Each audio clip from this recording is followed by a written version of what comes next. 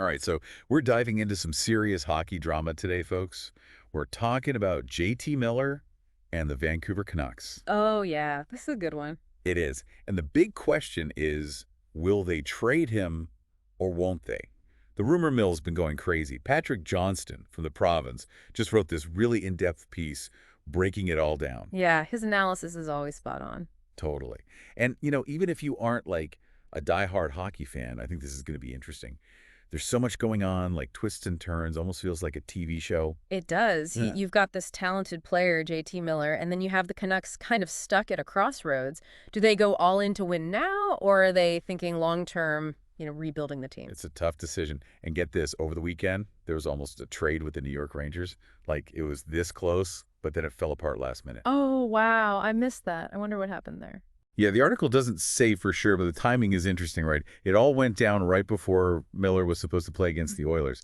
Maybe some last-minute disagreement over the details in the deal. Could be. Could be.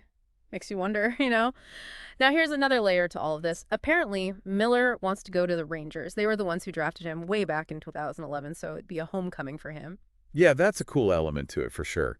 It's not just about the business side, right? There's some sentimentality there too. Absolutely. A lot of players feel that pull to go back to where it all started. Sometimes it's more than just the contract or winning. It's that connection to a place, like going back to your hometown after being away. I get that. Okay, but let's think about the Canucks for a second.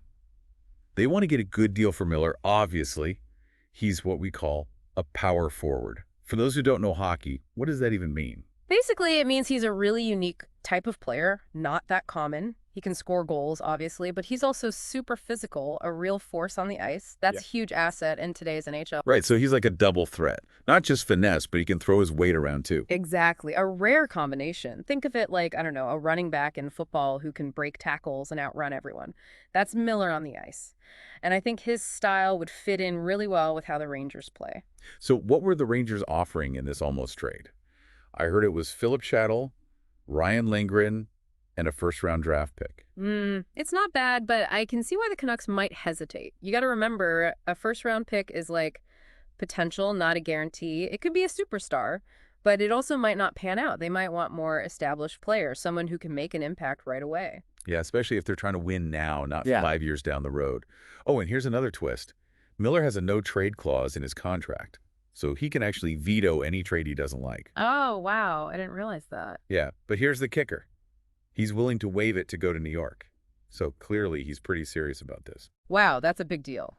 It shows how badly he wants to be a Ranger. And it also gives him a lot of leverage. He's basically saying, I'll move, but only on my terms. High-stakes poker. Yeah. So the million-dollar question, or maybe in this case the multi-million-dollar question, is why did the deal fall apart? Johnston's article doesn't say. Tough to say for sure. Maybe the Canucks just weren't happy with the offer, wanted a different player or a better draft pick. Or maybe, and this happens too, the Rangers just got cold feet at the last second. It's the NHL. Anything can happen. It's a total cliffhanger. Okay, so let's put you in the general manager seat for a minute. If you were running the Canucks, what would you do? Trade Miller or hold on to him? Oh, man, that's a tough one, isn't it? If I were them, I'd be thinking big picture. How old is Miller? How many good years does he realistically have left? And does he fit into the long-term vision for the team? Then you got to weigh the trade offers. Are the players a good fit for your system? Will they help you win now, or are they more for the future?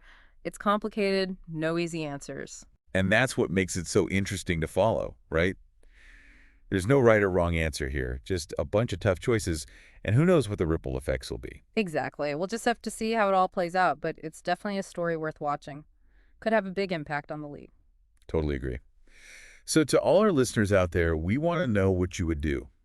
If you were calling the shots, would you make the trade or roll the dice with Miller?